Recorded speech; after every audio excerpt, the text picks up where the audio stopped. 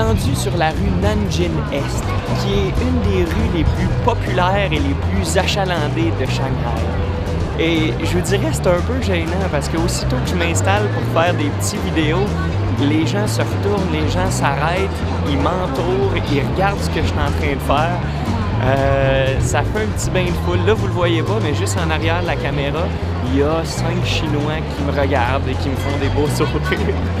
Fait que c'est spécial, c'est la première fois que je vis ça. Fait que je m'en vais prendre un bain de foule, je m'en vais me promener. Une rue piétonnière, c'est cool.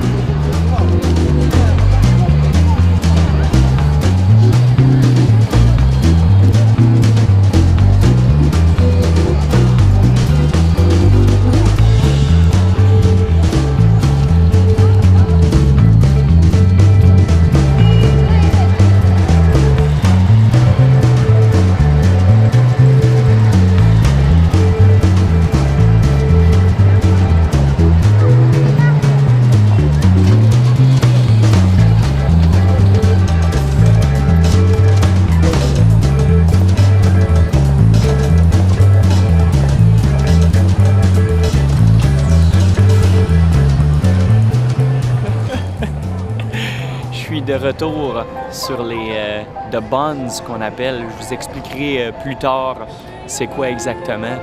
Mais c'est fou, c'est tellement cool ici. Je viendrais passer toutes mes soirées. Derrière moi, tu as les plus récents gratte-ciels. Derrière moi, tu as les vieux buildings de l'ère coloniale. Il y a du monde partout. C'est une belle promenade. Je pense littéralement que je suis tombé en amour avec cette ville-là. Je m'attendais pas à ça. Ça me rappelle un peu mes bons moments en Inde, un peu de chaos, un peu de bordel, beaucoup de bruit, mais des gens si sympathiques. Les odeurs, tout est là. C'est malade mental. Il y a juste la température qui est pas là.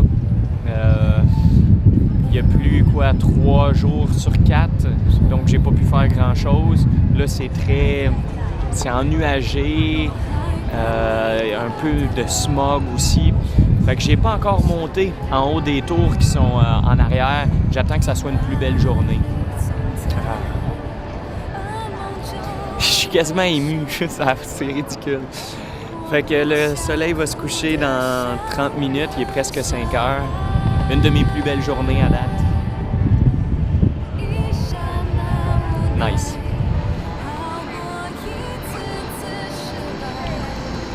Le Bund, le fameux Bund. Le centre touristique de Shanghai est un des kilomètres les plus achalandés de la ville. Symbole direct du Shanghai colonial, le Bund, c'est un peu comme le Wall Street de New York. Suivant l'installation des Anglais, imités par les Français, les Américains et les autres puissances coloniales, les Européens ont fait de Shanghai, grâce au commerce de l'opium, de la soie et du thé, une ville cosmopolite où tous les vices sont possibles. C'est ici, aux alentours du Bund, que pendant des années et des années, la fortune des gens se jouait.